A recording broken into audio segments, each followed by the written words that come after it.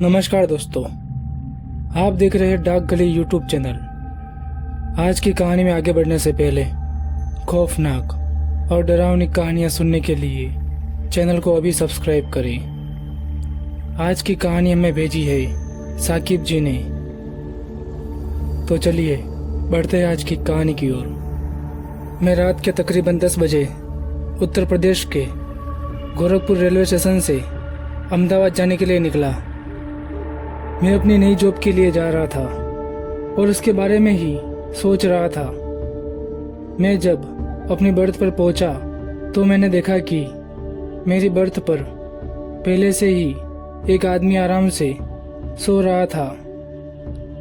मैंने उस आदमी को जगाते हुए बोला, अरे भैया उठो, ये सीट मेरी है। पहले तो उस आदमी ने गहरी नींद में होने की वजह से कुछ भी जवाब नहीं दिया, लेकिन 3-4 बार और कहने पर उस आदमी की नींद खुली और वह आदमी मेरी बर्थ से उठकर चला गया। मैं अपना सामान रखते हुए आसपास देख रहा था तो मैंने देखा कि बोगी की सारी लाइटें डिम चल रही थी और सभी यात्री गहरी नींद में सो रहे थे। मैं भी अपनी बर्थ पर आराम से लेट गया। इसी बीच ट्रेन भी गोरखपुर स्टेशन से निकल चुकी थी। मैं अपनी बर्थ पर लेट तो गया, लेकिन मुझे नींद नहीं आ रही थी। तो मैंने सोचा कि क्यों ना किताब पढ़ी जाए। मैं किताब पढ़ ही रहा था, तभी ट्रेन रुक गई।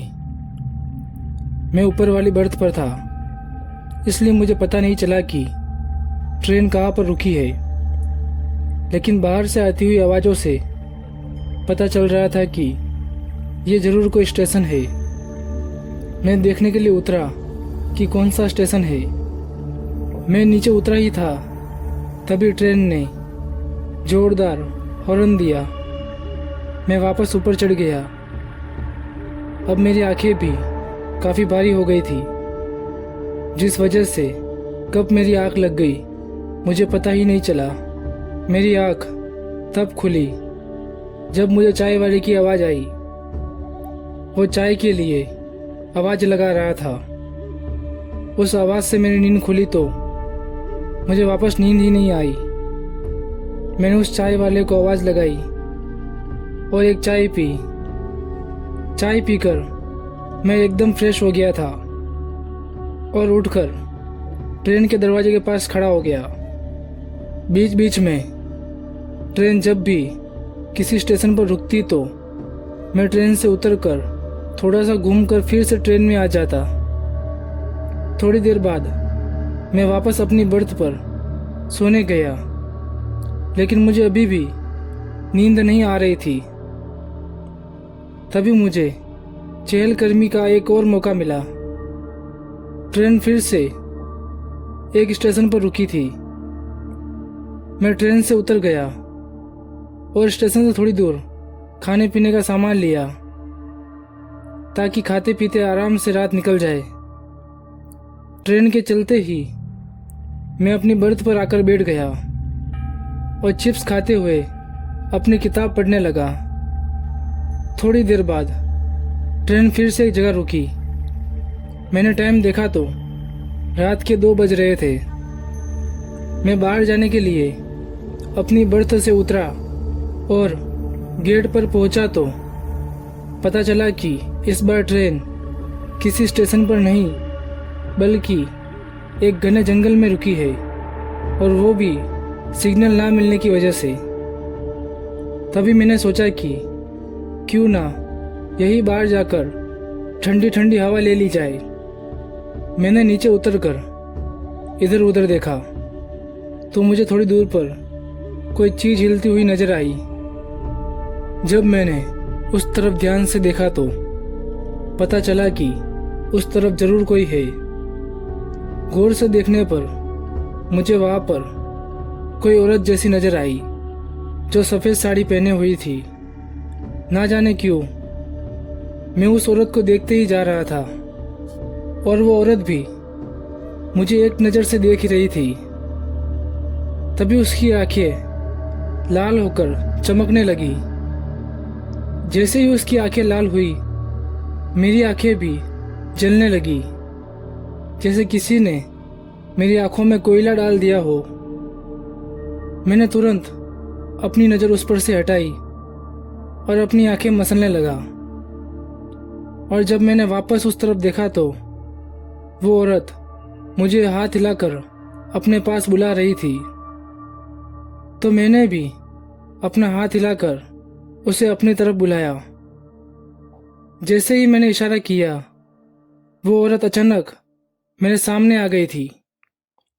उसका चेहरा बहुत ही ज़्यादा खौफनाक था, जिसकी वजह से चिल्लाते हुए मैं पीछे की तरफ गिर गया। मेरी आवाज़ सुनकर ट्रेन में से एक आदमी भागकर आया और बोला, क्या हुआ भाई साहब, आप कैसे गिरे? वो औरत अब फिर से दूर चली गई थी। मैं अब भी घबराया हुआ था। मैंने उस औरत की तरफ इशारा करते हुए कहा कि वो देखो, वो कौन है? वो आदमी सामने की ओर देखते हुए बोला, वहाँ तो कोई भी नहीं है। जब मैंने वापस उस तरफ देखा तो वहाँ पर सच में कोई भी नहीं था। फिर मैंने उस आदमी को सारी बात बताई तो मेरी बात सुनकर उस आदमी ने कहा कि आपको इशारा नहीं करना चाहिए था, बिना ये जाने कि आखिर वो कौन है। खैर, अब आप अपनी सीट पर जाकर बैठ जाइए और बाहर मत जागना। मैं अपनी बर्थ पर जाकर सो तो गया, लेकिन डर के मारे अभी भी मेरा शरीर कांप रहा था। मुझे बार बार उस औरत का खौफनाक चेहरा ही नजर आ रहा था। मैंने अपनी आंखें बंद की, तभी मुझे महसूस हुआ कि जैसे मेरे ऊपर कोई लेटा हुआ था। जब मैंने अपनी आंखें खोली तो वही औरत मेरे ऊपर लेटी हुई थी और उसके हाथ मेरे गले पर थे। मैं हड़बड़ाते हुए अपनी बर्थ से नीचे गिरा, जिससे बाकी लोग भी मेरी आवाज़ सुनकर जाग गए। कुछ लोग मेरे पास आकर पूछते हैं कि क्या हुआ, लेकिन मैं इतना डर गया था कि मेरे मुंह से कुछ भी नहीं निकला। तभी वही आदमी मेरे पास आया और मेरे सर पर हाथ रखा और बोला कि मत घबराओ, कुछ नहीं होगा। उस आदमी ने कुछ मन में बोलते हुए मेरे चेहरे पर 4-5 बार फूंक मारा।